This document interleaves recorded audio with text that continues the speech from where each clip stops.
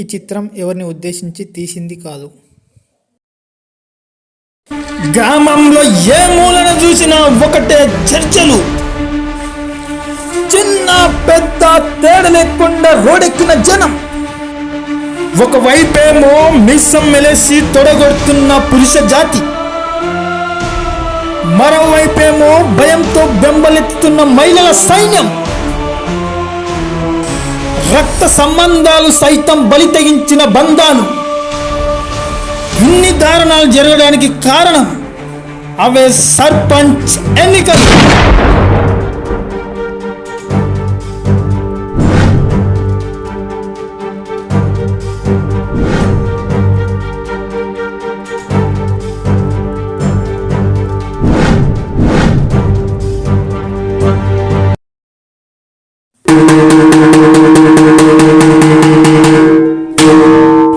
గ్రామ ప్రజలకు తెలియడం ఏమనగా,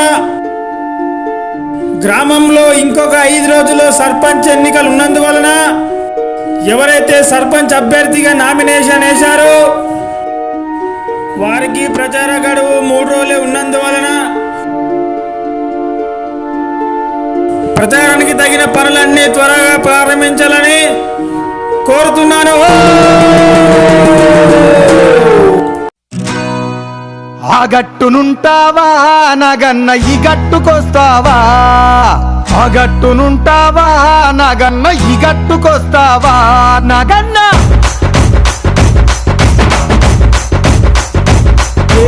ఆ గట్టునుంటావా నగన్న నాయకత్వం, శివన్న నాయకత్వం. మనది ఉల్లిగడ్డ గుర్తు. ఇదే గుర్తుకు ఓటేసి తప్పనిసరి గెలిపించండమ్మా. అయ్యా మన ఉల్లిగడ్డ గుర్తుకు ఓటేసి గెలిపించండి అయ్యా.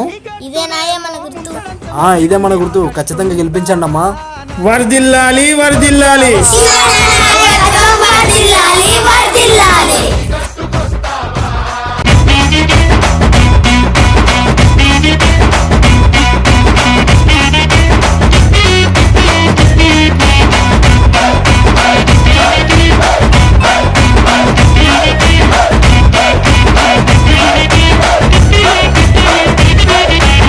దిబ్బనుంటావా నగన్న ఈ దిబ్బకొస్తావా,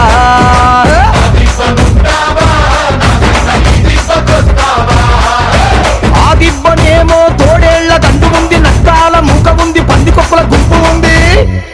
ఈ దిబ్బనేమో గోవుల మంద ఉంది. ఆ దిబ్బనుంటావా నగన్న ఈ దిబ్బకొస్తావా.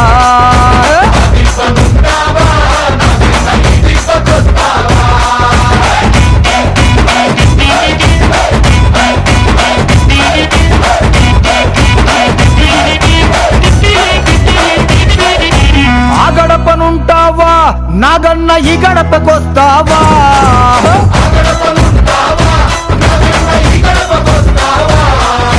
ఆ గడపనేమో కన్నేరు పప్పు ఉంది, కుర్రాపు టెక్క ఉంది, గంజాయి మొక్క ఉంది. ఈ గడపనేమో గంధపు చెక్క ఉంది. ఆ గడపనుంటావా నాగన్న ఈ గడపకొస్తావా.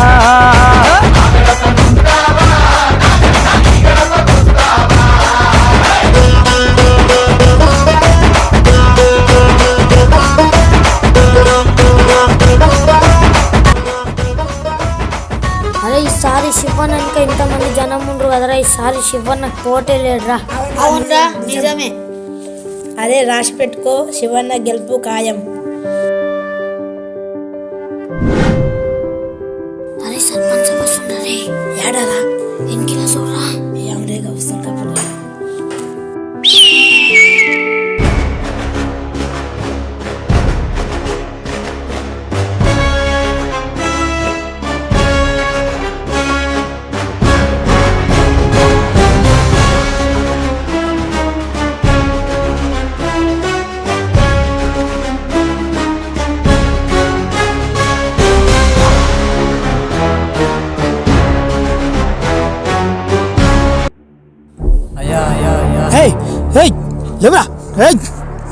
అయ్యా నాకు పింఛన్ వస్తలేదు, పింఛన్ చేపియండి అయ్యా. చేపిద్దాం కృష్ణ, నాకేమిస్తావు? అయ్యా నేను పేదోనుండా, నీకు ఏమి ఇయ్యలేనయ్యా. పైసలు ఇయ్యపోతే ఈ అంకన్నగాడు మనిషి అయ్యాడు. నువ్వు అట్లా అంటే అలా అయ్యా, జర ముఖం చూసి చూడు అయ్యా. ఈ వెంకయ్య గారు ముఖం చూసి పని చేస్తాడు కాదు, పైసను చూసి పని చేస్తాడు.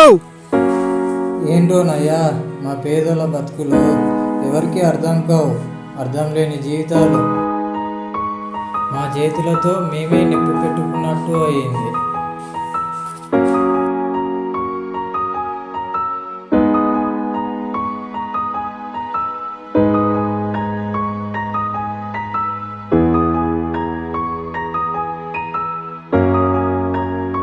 ఏం శివన్న, ఇంకా ఎలక్షన్లు అయిపోయి 2 నెలలు అవుతుంది, ఇంకా దాని గురించి ఆలోచించుటూ కూర్చున్నావా?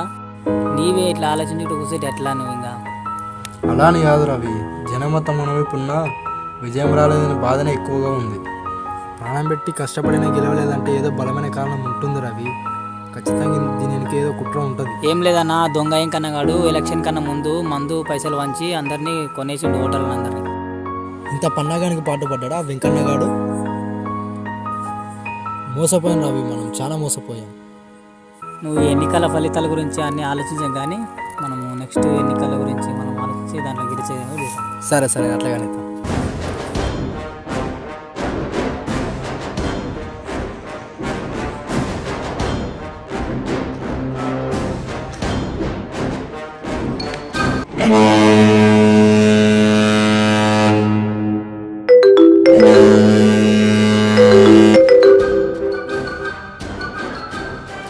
హలో, చెప్పు గారు. మా తమ్ముడు ఇప్పుడే బయటకు పోయిండు, మీరు చెప్పమన్నారు కదా, ఒక మాట చెప్పిండు. ఎక్కడ పోతుండో తెలియదు, మీరు ఒక మాట చెప్పమన్నారు కదా, చెప్తున్నా.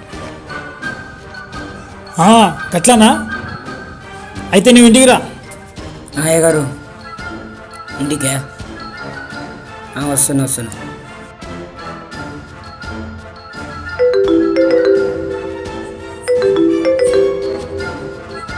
చెప్పండి అయ్య గారు. మీరు యాడున్నా సరే నేను చెప్పేది జర నెత్తిలో పెట్టుకొని నుండ్రి. గా పెద్ద కందగా తమ్ముడు ఇప్పుడే బయటికి పోయిందంట, ఏం చేస్తారో నాకు తెలియదు. జరా గాని సంగతి ఏందో చూడండి.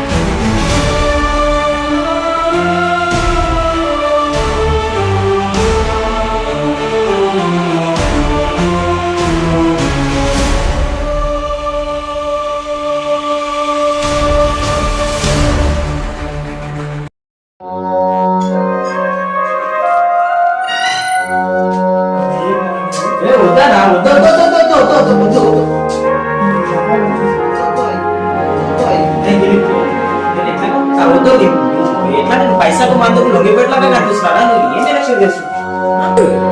వద్దు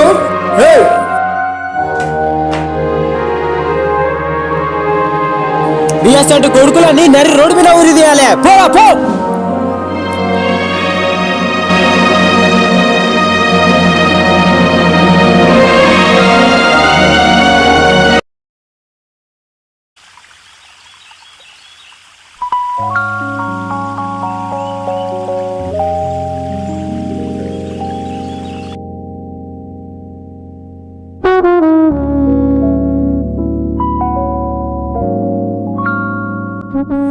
శివన్న, ఓ శివన్న,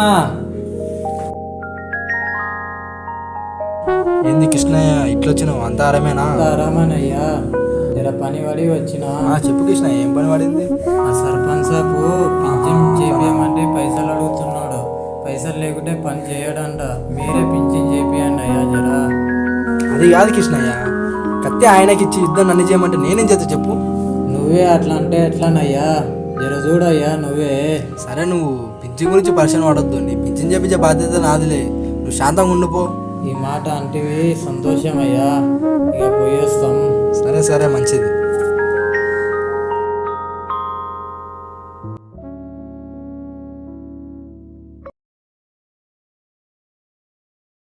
ప్రజలు మెచ్చిన నాయకుడు ప్రజల శ్రేయస్సు కొరకై పనిచేయాలే తప్ప పదవిచ్చిన అహంకారంతో అమాయకమైన ప్రజలపైన విర్రవీగకూడదు. ప్రజలు మెచ్చిన నాయకుడు ప్రజల సమస్యలపై ప్రజల మధ్యలో నిలబడేవాడు అసలైన నాయకుడు.